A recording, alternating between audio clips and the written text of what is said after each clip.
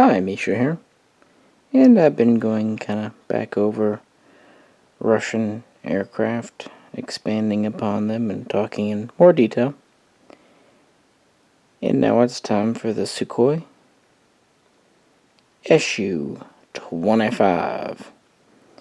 You can think of this as the Soviet A-10 Warthog, although it predates the Warthog. This was and still is Russia's close air support ground attack aircraft, although it has started to be replaced by the newer SU-34. Deliveries of the newest version, the SU-25SM, are taking part to this very day. In fact, at least 4 have been delivered in 2020, so it really doesn't show signs of going onto service anytime soon. So with that, I thought we'd do another video. Have 2 Hobbymaster 1/72 scale die-cast models, very similar looking. One is from Afghanistan, 1986, and is the original SU-25 with commensurate armament. And the other one is the new SU-25SM from Syria, circa late 2015, with its armament. Well, let's get into it.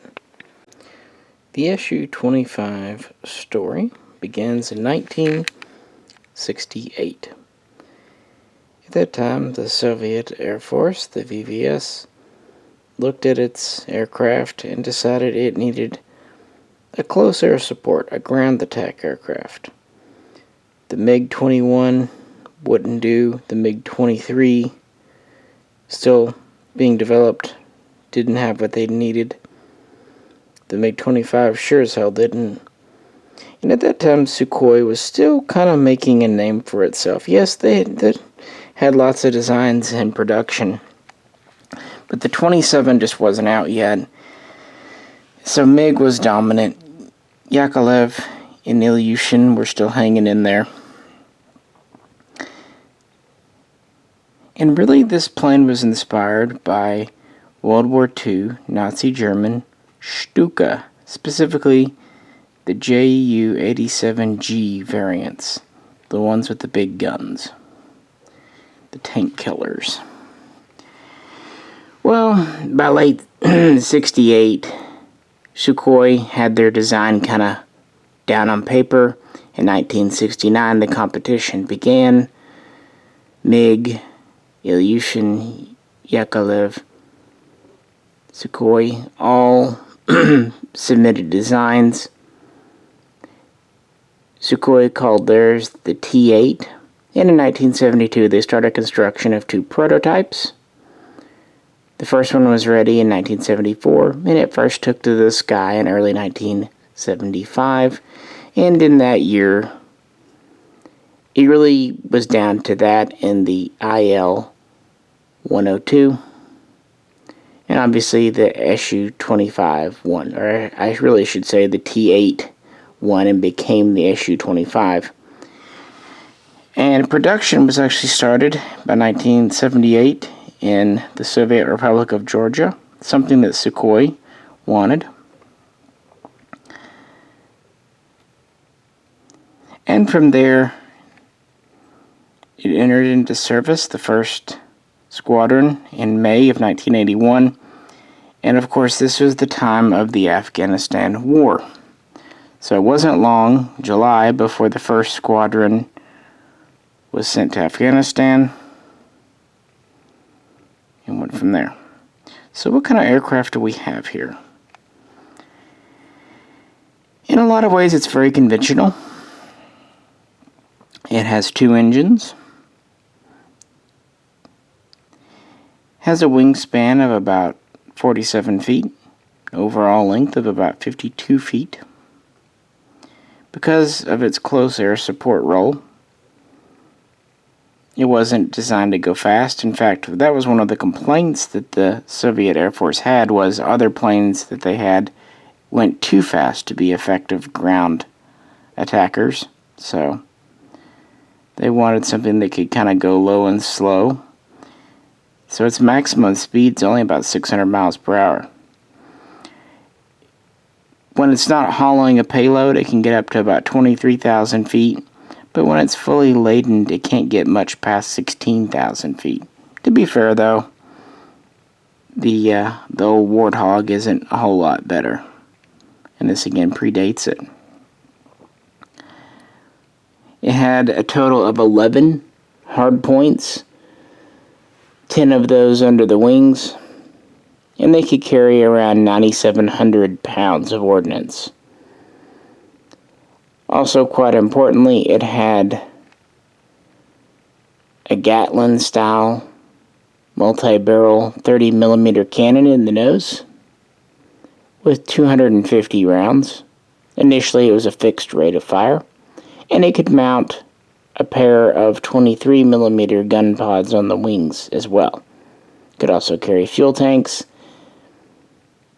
and it was primarily geared for firing unguided rockets of different flavors. Although it could fire some early guided rockets. In fact, it had a laser designating system in the nose for this. It also had a pair of air-to-air missiles as standard. Not that this would ever be a dogfighter, but they were there just for self-defense. It also had chaff and flare dispensers for defense. It was all-weather capable. It had a radar. In addition, it was well armored. Maybe not quite like a Warthog, but still, it was designed to be durable. It could definitely fly on one engine. And the cockpit, one thing they really wanted this would be survivable for the pilot. He said in what was kind of called a bathtub. It was an armored tub he sat in, and he had an armored headrest behind him, and the glass was armored. So he was quite safe, at least, relatively speaking. But this came at a price. Visibility was not great, and it was virtually non-existent rearward, so much so that a periscope was provided so he could get some idea of what was going on behind him. And because of all the armor, it was a relatively cramped cockpit. He also had an ejection seat, of course, very standard equipment by the 1970s, very similar to what would be used on the SU-27. And like I said, the NATO reporting name was Frogfoot, although in Russia this was known as the Rook, as in a game of chess castle. So yeah, this was deployed to Afghanistan as quickly as they could, and they were assigned the job of attacking mountain strongholds, enemy installations, weapons caches, what fortifications the Mujahideen had, basically just doing that. And they were quite successful early on, so much so that a second squadron was sent to Afghanistan in 1984. And while they were mostly delivering unguided ordnance, they did deliver 140 guided missiles, guided bombs during that war. And they were doing quite well until the U.S. started smuggling Stinger missiles, anti-aircraft missiles, to the Mujahideen. So by 1986, these started to really suffer from those. In between that year and 1987, at least 4 were lost to the American Stinger. And this forced a few new upgrades of the defensive ordnance and also just new tactics and measures. But nevertheless, these continue to be very heavily used and a good asset for Russia in that war. In fact, on average, each aircraft flew 360 missions per year. And of course there was some turnover, there were new planes in and out, but by the end of the war, over 20 had been lost. Many shot down, but to be fair, at least 9 were destroyed while on the ground. So, at least a dozen were shot down by Stingers and other ground fire. So the Mujahideen didn't really have aircraft, so yeah.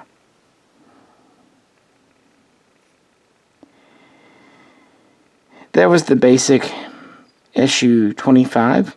There was an export version, SU-25K. Very similar, except for a little bit of internal differences and things geared for export clients. They would build over 500 SU-25s for Russia until 1989, and they would build nearly 200 SU-25Ks. There would also be a 2-seat version, the SU-25UB, designed as a trainer, although it was weapons capable, so it could be used for other roles. They even experimented with a specialized anti-tank version based on the UB, known as the SU-25T, but these are only built in small numbers. There was even a navalized version to fly off the Admiral Knitzeff carrier, but again only made in small numbers.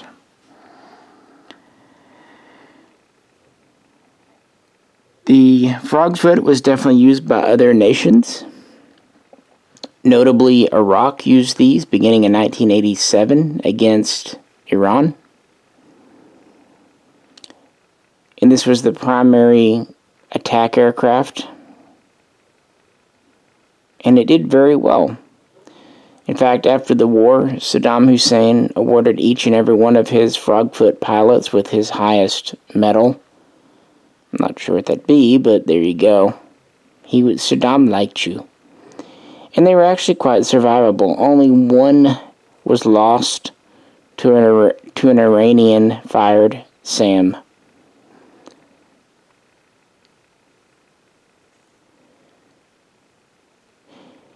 Would not be long, though, before the tables would be turned in 1991 with Operation Desert Storm. On January 25, over half a dozen Iraqi SU-25s would fly into Iran for sanctuary. Many more would be destroyed while still on the ground. In fact, there was only one time they really took to the air and I tried to engage in combat on February 6th. It did not go well for them. They were grossly outclassed by American F-15s, as well as any other American fighter, to be honest, and a few more were shot down then. And that was pretty much the end of the Iraqi SU-25 fleet. Russia, of course, would continue to use these after the fall of the Soviet Union. For example, they were used in 1994 during the First Chechen War, and in November of that year, they, along with other aircraft, were used on a large strike on Chechen air bases, destroying 266 Chechen-held aircraft that were still on the ground. To be fair, many of these were obsolete, worn out, or at least in need of servicing, but still yet a very big number. And they would continue to see use until the end of that war in 1996.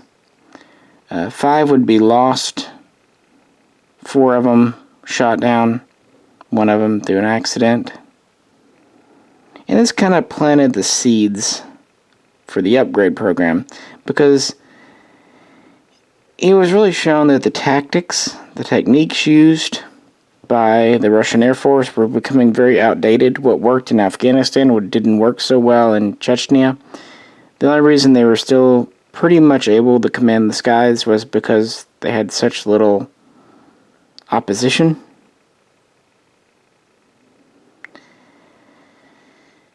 And it just showed the whole thing to be a little dated. For example, these couldn't use new guided munitions, for example, TV-guided bombs. Nevertheless, the original SU-25 was put back into service for the Second Chechen War in 1999. Therein again, At least half a dozen were lost to various causes. But nevertheless, this was still the backbone of the close air support ground attack. But it was either time to replace it or at least improve it. And so that's where the SU-25SM comes into play. Over here. While the original SU-25 variant was still key in the opening phases of the Second Chechen War, work was beginning on the upgrade. Now, they had tried the SU-25T, which could have better guided munitions and better sensors. They even tried an upgraded version of it, SU-25TM. These were looked at, examined, even tested, but it was decided it was not economical. They cost too much, too resource intensive, too risky, and would take too long.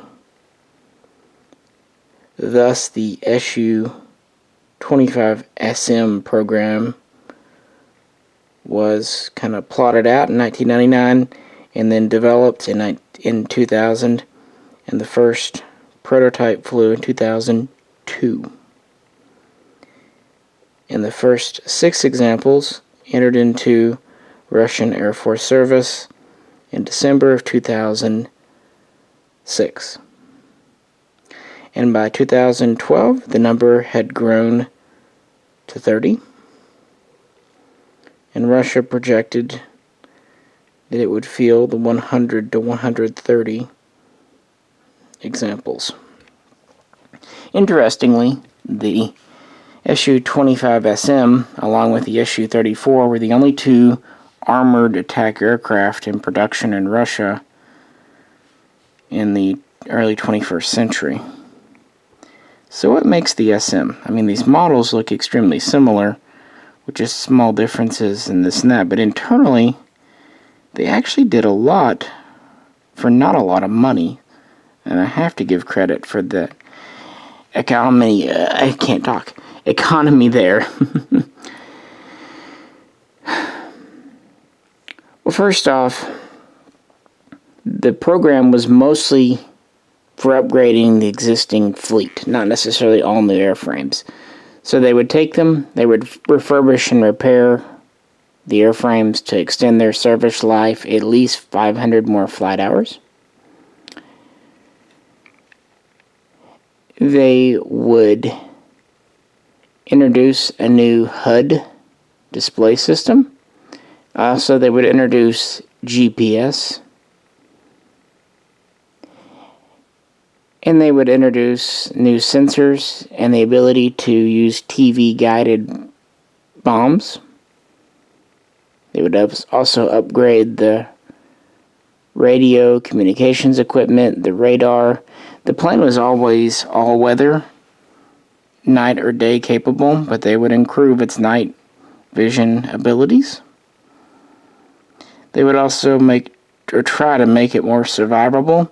So early on, several ejecting pilots were injured or killed trying to vacate their plane, so they would try to address this. They would upgrade the engines. Really just new avionics, new electronics, and they're actually able to save about 600 pounds in total just because of miniaturization and more modern electronics. And of course, it was able to use many more new ordnance, including new air-to-air defensive missiles. They would even upgrade the cannon. Before, it had a fixed rate of fire. Now the rate of fire could be set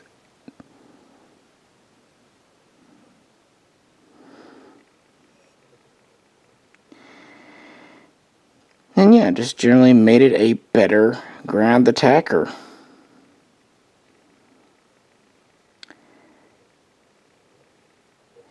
This plane's baptism of fire would come in 2015.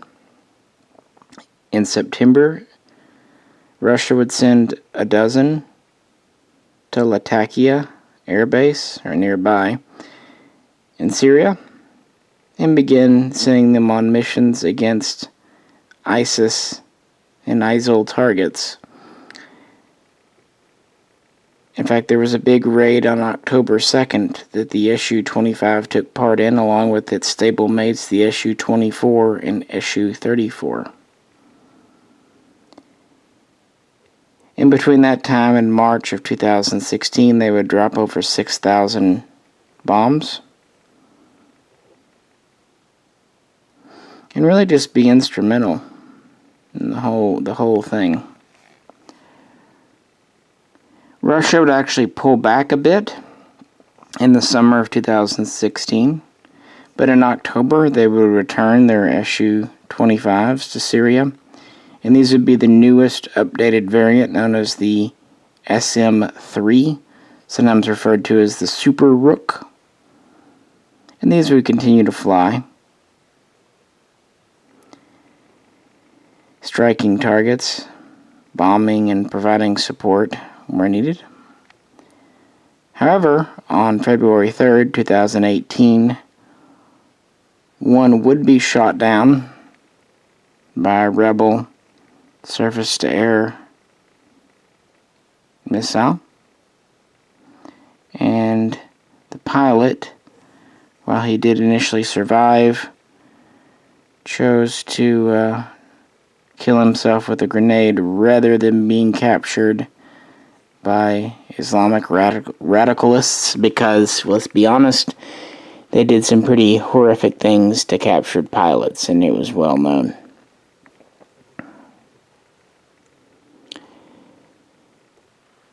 Russia, like I said, planned to have 100 to 130 in service by this year, 2020. And they're still taking deliveries. They're still sending in older airframes and having them returned with the updates. Not bad for an old bird. I mean, this plane is 50 years old, excuse me. Although, to be fair, I guess it didn't really enter into service until 40 years ago. Still yet.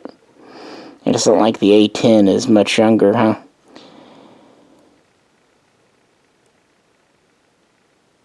It's simple, rugged, and provides a very key role on the modern battlefield. And while it definitely has some shortcomings, the cost and effectiveness really outweigh those. I mentioned Ukraine earlier. These were used in Ukraine during the troubles there in 2014 and into 15. First, they were used by the Ukrainian forces, who claimed that Russian forces shot down 2 or 3 in July of 2014. But then in February of 2015, it was confirmed that pro-Russian forces were also deploying SU-25s. So they were used on both sides of that conflict. Also in 2014, around June, Russia started delivering second-hand, basically tired SU-25s, the original version, planes to the Iraqi government, who planned on restoring them and putting them into service to work alongside its other aircraft. The problem is that very different planes. The Iraqis really didn't have the know-how on maintaining these, and they weren't compatible with Western ordnances, Western munitions like the Hellfire missile. But still yet they had them and have made do the best they can. And these have been exported to other nations besides. Russia would produce just over 1,000 of these. Most were built between 1981 and 1989. so during the Soviet era. And again, it's really a testament to their airframe that many of these are still in working order today.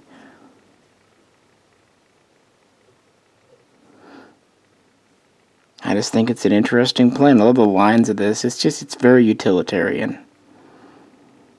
And it's definitely a loaded up model from Hobbymaster here. This is the first release. The 01 over here is the 03. But I bought them in reverse order because I like the Afghan one. Again, they're very similar, but different. In different eras, different munitions. 02 is a Ukrainian version, which I don't have, but it's kind of neat too. And they are planning a 4th and 5th release, although I don't know if they're out yet or not. As with most Hobbymaster models, or well, I guess really all of them, it's gear up or down. And canopy can be displayed with it closed or with it open. This is a side opening canopy, by the way. Pilot figure in or out. And you can hang as much or as little ordnance off of it as you like. It's pretty much all metal. I think it might be neat. And they do this with some of their other planes, like the A-10 Warthog and whatnot. They pretty much just come with the ordnance you see, not really an optional loadout. I think it would have been neat if they'd included a few extra rocket pods or bombs, just so you could kind of configure it however you liked. But then again, these models are meant to represent pretty much a specific aircraft on a specific day and time and place. So, you know, yeah. This one here is from 2015, Latakia, Syria. And like I said, this one is from 1986, Soviet Air Base in Afghanistan.